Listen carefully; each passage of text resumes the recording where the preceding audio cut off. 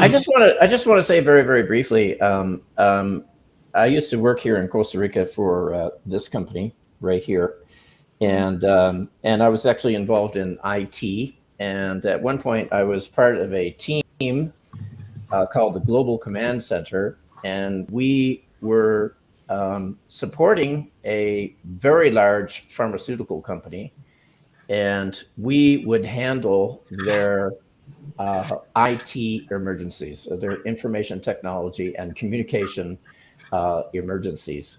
And we were a team. We had members in Canada, the United States, Costa Rica, Ireland, India, and Singapore. Nice. And um, it was kind of a strange job because there was a lot of times where there was no emergency and we really didn't have anything to do. Yes, we had some training sometimes to do and some things like that. But we did have sometimes free time, and then there would be other days that we would have like an emergency that would take 12 hours to resolve. So yeah, uh, you didn't know what was going to happen at work. Anyhow, sometimes everything would be working fine, and what did we do? We did something that at first it didn't quite seem right, but we would often be on a call together, and we would just chit chat, meaning that we would just talk to each other about anything. Um, and at first I was thinking to myself, what's going on here? Why are we doing this? It doesn't somehow seem professional.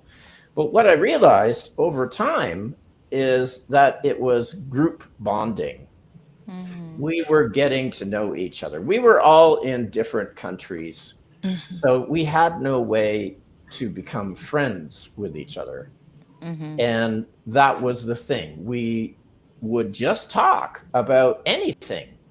And it was a way for us to connect and feel as a team. But also, I realized it made it possible for us to get to know each other. Because sometimes in the emergency calls, there would be a problem. And it might be a problem that one particular person was having. Maybe they had to get in contact with somebody that they couldn't get in contact with. Maybe there was information that they couldn't find, or maybe there was a communication problems. Actually, if you think about this, we were dealing with global problems. So we would get called if there was a problem in China or a problem in Brazil or a problem in Europe somewhere. So we always had a combination of local people and global people working on calls at the same time. I can remember one call I had to do where there was an emergency in Brazil, and production facilities were without power. And when they came back on, the systems didn't work properly. And something had failed and didn't correct itself when the systems came up again. So what we had to do is we had to have a conversation. There was one guy in particular who was the local expert on the specific problem, and he only spoke in Portuguese. And a few other people in the call spoke Portuguese. And what we were actually doing at one point is we had people who could translate from Portuguese to Spanish, and then we had people who could translate from Spanish to English. And we had this chain going on involving Yeah. three languages, And, the thing is if someone there doesn't communicate something effectively, then suddenly there's a problem. But and it was very easy to get mad at somebody for misunderstanding something, right? But it's harder to get mad at somebody when they're your friend, you know?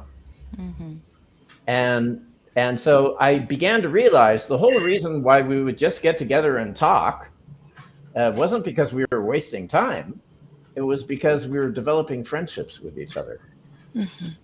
And then we could help each other out Mhm. when, because sometimes you'd get into a problem and it's an emergency, and you do something that's beyond, you have to do something that's beyond your abilities, and you fail at it.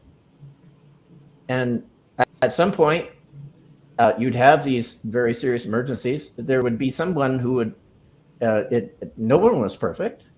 Everybody would fail at something at some point. Okay. And you can get mad at each other. But if you know your bosses, and a lot of them were the bosses, right? I think it was really, really important to be friends with the bosses, right? Mhm. And we were, they knew us, we knew them. Okay. And Mhm. yeah, so they were a little bit more sympathetic to us, you know. Not only did they, you know, sometimes we made mistakes, sometimes we caused problems, but they also learned what our strengths were too. That's the thing, is if you know a person, you know what their strengths are. Um, if you see somebody with a problem, right, you think, oh, if you don't know that person, you just think, ah, well, you know, he failed at something. That's bad.